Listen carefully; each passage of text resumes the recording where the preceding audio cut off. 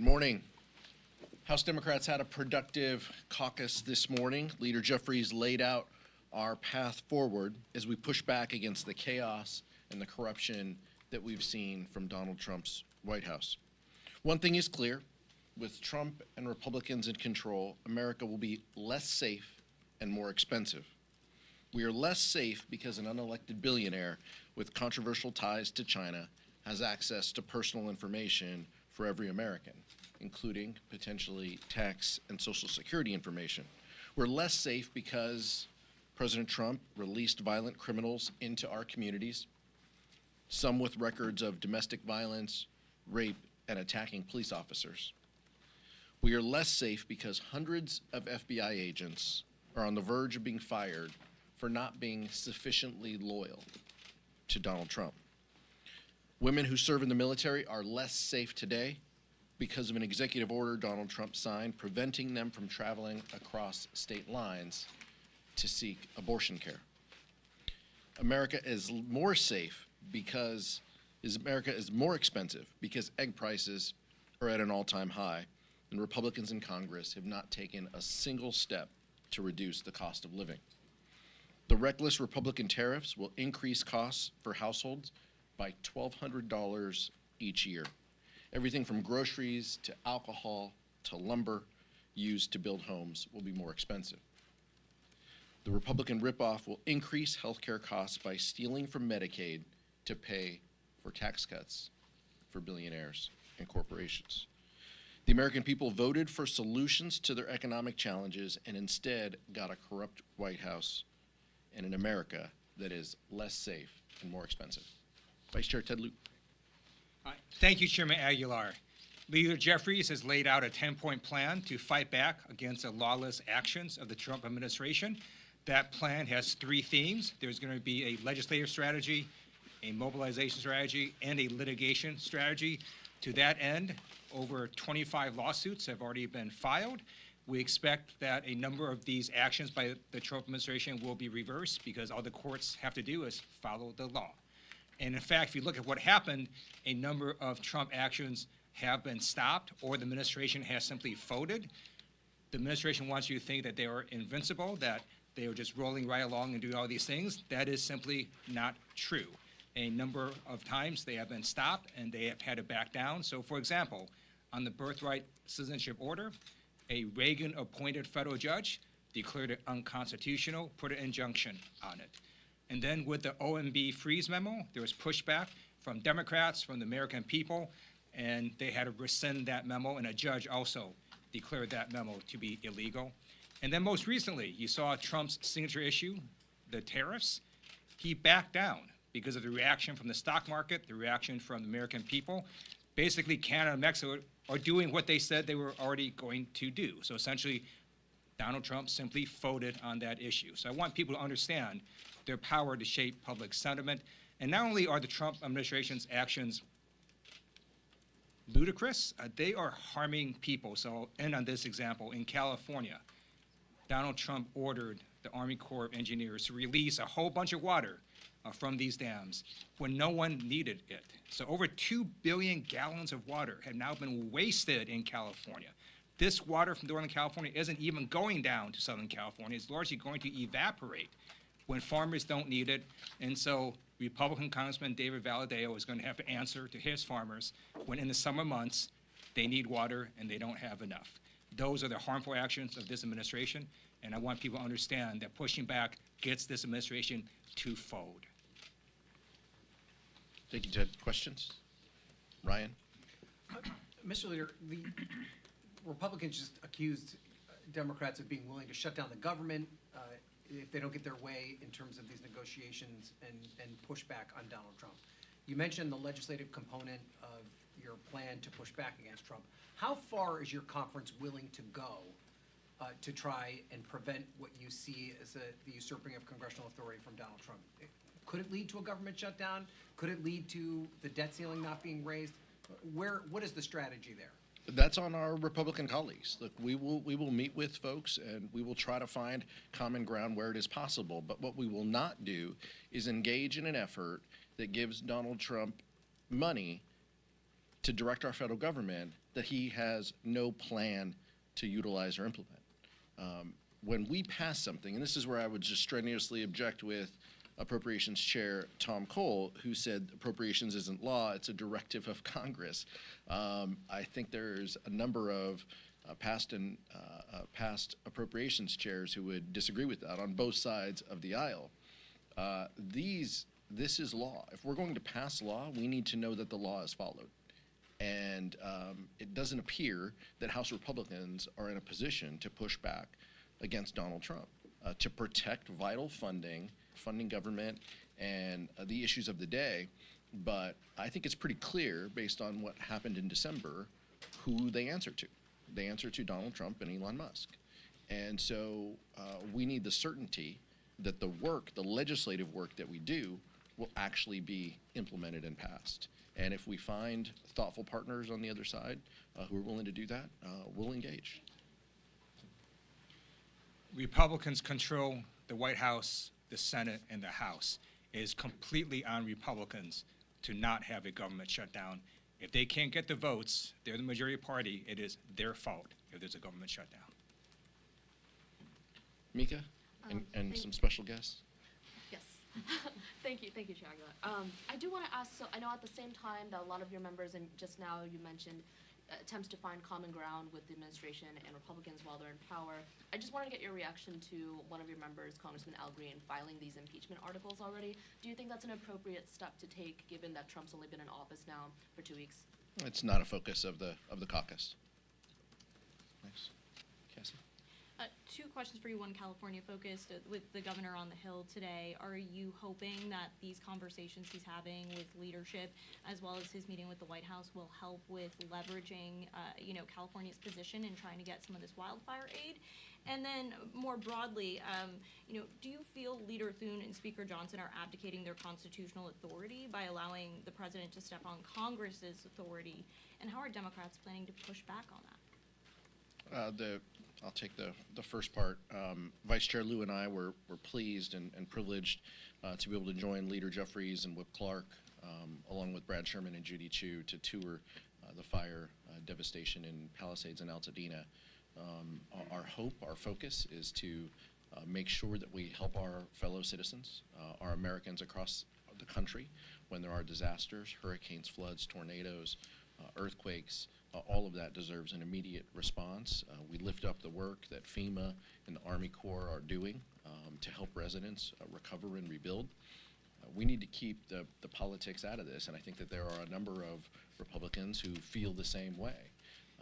Thankfully, we'll work in a process that meets the needs of the American public who are going through disasters, no matter if they are in a blue state or a red state. So I appreciate the governor being here. It's important to talk about the needs that our residents have, that the residents of Southern California have from this recent tragedy, and so we'll continue to work to deliver. On the second part, look, I think it's very clear. I mean, the Constitution is pretty clear, both on spending as well as the role of Congress, and I do think that Speaker Johnson and Leader Thune are in a rush to deliver as much as they can for President Trump. That is who they answer to, not their constituents or their conferences, but that's who they answer to. And so we see that in everything that they do, from deadlines to bills to the issues of the day. The Vice Chair mentioned this is on them to deliver funding bills and to deliver for the president. If they can't do that, they have the votes to do that. We'll see if they can. Chad and Michael. Thank you. Good morning. You talk about the pushback by Democrats on President Trump and some of the things the Republicans are trying to do. What is the appropriate approach? Is it to ask Senate Democrats to, block all nominees if possible, at least slow walk them?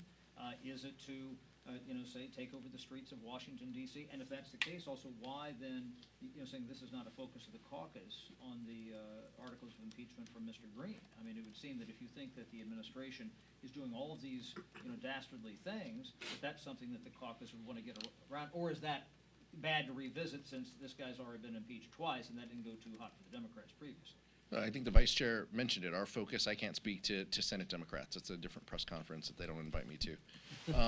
But I think what the vice chair outlined is very clear. Look, our focus is on, outreach, mobilizing our communities, being responsive to our communities, a litigation strategy the vice chair laid out. Each time these executive orders come before the judges, they've been beaten back or they've been pulled back. Donald Trump does not have success in the court system. I mean that both governmentally and personally. So it's very clear that the litigation strategy will be one tool that we can use. And then we have legislative strategies. And I'll let the leader outline those in the coming days. But we need to forcefully ensure that Americans' data is protected and that no third party can walk into the Treasury and start downloading information. And so we need to protect the public. That's what we're focused on. That's what House Democrats this week are focused on, and we'll continue to work through those. But just to be clear here, I mean, and coming back to my point about Mr. Green, if you think that Elon Musk has, control of the Treasury system and so on and so forth, why wouldn't you then be behind an idea of impeaching the Look, president? I get the Because question. you can't I get impeach Elon Musk. I get the question. I mean, the vice chair and I are here to talk on behalf of the Democratic Caucus. I mean, the answer is still the same. This isn't a focus of the Democratic Caucus. We've laid out our strategy, legislative, litigation, outreach and communication, and that continues to be the focus. If there are more focuses or if there are new ideas that we feel have the support of the caucus, you'll hear us talk about them. Michael. Following up on kind of the spirit of the caucus, Leader Jeffries has mentioned that all Democrats need are three or however a small number of House Republicans to join you all to stop some of the chaos that's going on.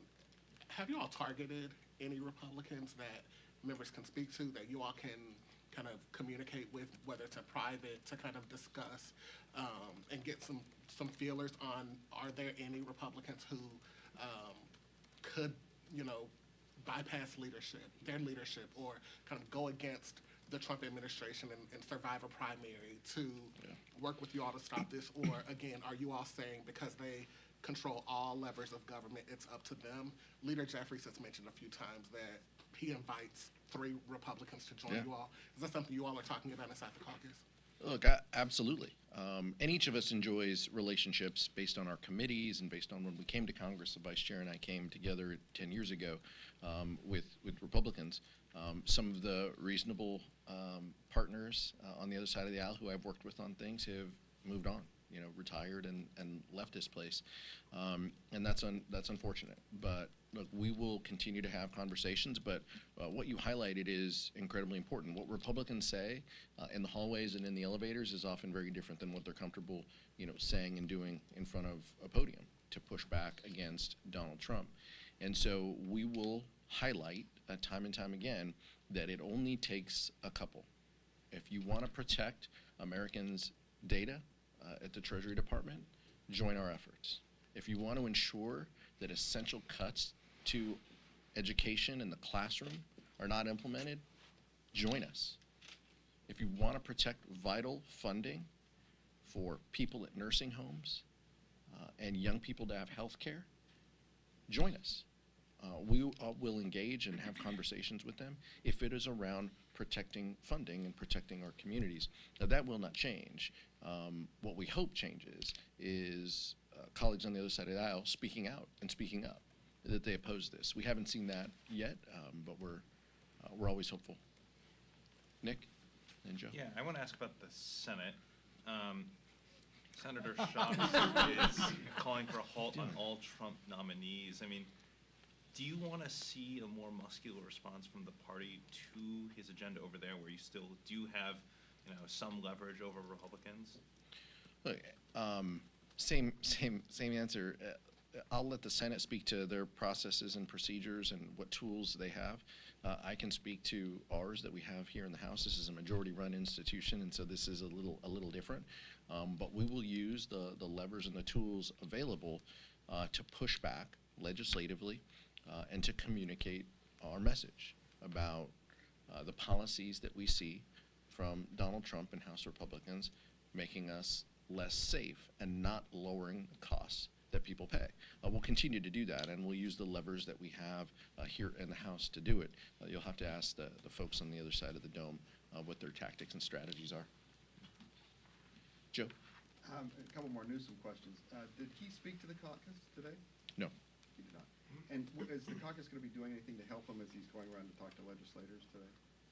It's my understanding that he's talking to Judy Chu and Brad Sherman, the members who were affected by the tragedies. We all have a line in communication into the California team, and so we'll continue to uplift their needs as they arise. We met with FEMA last week. We talked about how much is in the disaster recovery fund, what that looks like.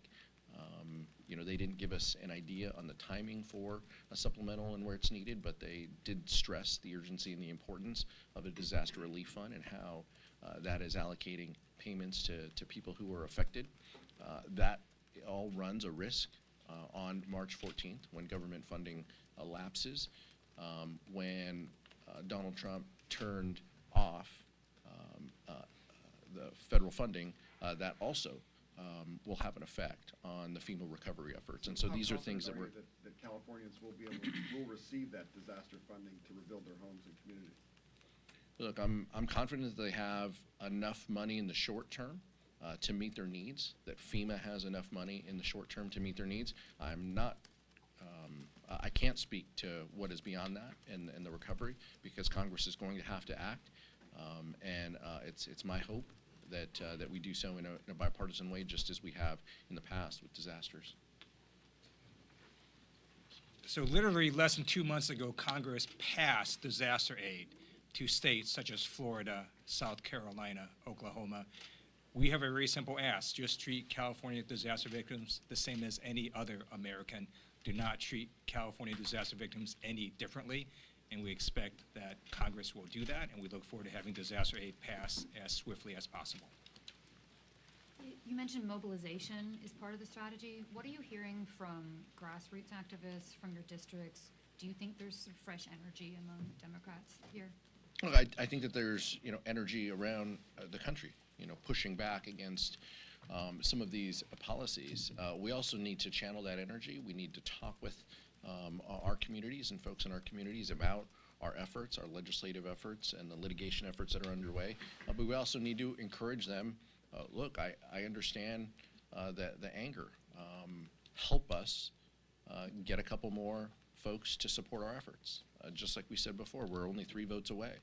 Let's work to deliver votes that can push back, that can protect vital funding, that can ensure Americans' personal information is secure at the Treasury Department, that can protect vital classroom funding from the Department of Education. That's what this is about. And so we're engaged in efforts to talk with members in our community about the importance of doing that. Was there any discussion in the caucus meeting about the president's remarks last night on Gaza, and how would leadership feel about spending any money for the sort of project he has in mind? It shouldn't shock anybody that we don't run through everything that the president says in caucus to respond to. It did not come up, but it is very clear that what the president talked about would make our country less safe. An invasion of U.S. troops into Gaza would not make Americans more safe. It would make Americans a target. But this is very clear. I mean, I'm going to just take a wild guess that the president's plans include hotels and resorts and casinos. Like, that's just who he is. But this is not a thoughtful strategy that would keep Americans safe or reduce our Defense Department costs. Back, last one. Is there any frustration with the uncommitted movement for breaking with the Democratic Party in 2024? No, look, we're focused on the future here. Our job is to build a big coalition that meets the needs of the American public, keeps people safe, lowers costs that everyday Americans face. That's what House Democrats are focused on. We welcome anyone and everyone to be part of our coalition in order to do that. But what we will continue to talk about is House Republicans have no strategy. There's no bill on the floor that reduces the costs that Americans face. Nothing that they have outlined would lower grocery prices, make rents more affordable, housing more affordable. That's not what Republicans are doing. That's what the American public wants. And so we welcome everyone to be part of our coalition that talks about these issues that people care about. Let me just follow up to what Chairman Aguilar said. This weekend, I went to the grocery store with my wife, and there were no eggs on the shelves. So the American people want solutions that help them in their lives, make their prices lower, make sure they have the items that they need at grocery stores. None of this chaos coming from the Trump administration is helping families across America. That's one reason the administration backed down on a number of these orders, because the administration is not popular. A reminder that Donald Trump won less than half of the popular vote. Donald Trump starts out, according to a Gallup poll, at 47% approval, the lowest of any president since the 1950s. And that's one reason he voted on terrorists, he voted on a freeze memo, that his birthright issue was blocked by the courts, because he does not have a mandate, no matter how much he tries, because he's just not that popular. Thank you. Thank you. Thank you.